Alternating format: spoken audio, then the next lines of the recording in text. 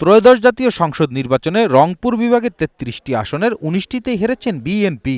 এসব আসনে জয়ী হয়েছেন ১১ দলীয় জোট, যার মধ্যে ১৭ জন জামাত এবং ২ জন এনসিপি।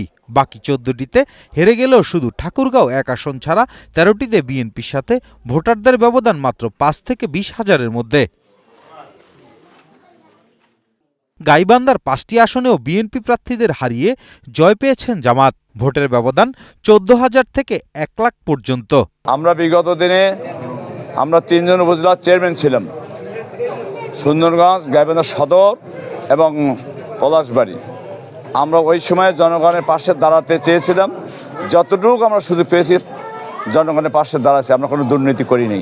রংপুর বিভাগের মানুষ জুলাইকে ধারণ করেই জুলাইয়ের চেতনাকে তারা আস্থায় নিয়ে তারা আগামী দিনের জুলাই সনদের ভিত্তিতে যে দেশ পরিচালিত হবে তাদের নেতাকেই তারা নির্বাচন করেছে। এখানে হেরে গেছেন বিএনপি চেয়ারম্যান তারেক রহমানের খালাতো ভাই শাহরিন ইসলাম তুহিনও। কুড়িগ্রামের ৪টি আসনেও জামাত জোটের দখলে। এখানে জয় পেয়েছেন এনসিপির যুগ্ম আহ্বায়ক ডক্টর আতিক মুজাহিদ এবং জামাতের ব্যারিস্টার মাহবুবুল আলম সালেহী। এই অঞ্চলের মানুষের আকাঙ্ক্ষা পূরণ করার জন্য লোক খুঁজে বেড়াচ্ছিল। সৎযোগ্য মানুষের হাতে তুলে দেওয়া দরকার, যারা তাদেরকে উঠাই নিয়ে আসবে। উত্তর অঞ্চলের মানুষ জামাতকে এবার গ্রহণ করেছে হলো আস্থার জায়গা থেকে। রংপুরের ৬টি আসনের ৪টিতে নিরঙ্কুশ বিজয় পেয়েছে জামাত, ২টিতে পেয়েছে তীব্র প্রতিদ্বন্দ্বিতা। জাপা চেয়ারম্যান জিএম কাদের থেকে ১,৩৫,০০০ ভোট বেশি পেয়ে তাক লাগিয়েছেন জামায়াতের মাহবুবুর রহমান বেলাল। আর জোট প্রার্থী আক্তার হোসেনও হারিয়েছেন বিএনপি প্রার্থীকে।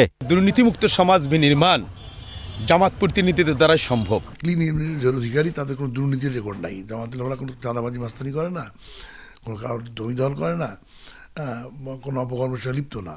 জনকল্যাণমূলক কাজের সাথে নারী ও জেনজি ভোটারদের অবস্থান আনাতেই জামাত জোটের জয় জয়কার বলে মনে করছেন বিশিষ্টজনেরা। এগুলো সবকিছু মিলেই জামাতের প্রতি নারী ভোটারদের একটা স্পেশাল সফট কর্নার তৈরি করতে পেরেছে তারা। আগামীতে বিএনপিকে এসব আসনে ভালো করতে হলে এবারের নির্বাচনে হারার কার্যকর কারণ খুঁজে বের করতে হবে, এমনটাই মনে করছেন সংশ্লিষ্টরা। খান শান্ত, গ্রিন নিউজ ডেস্ক।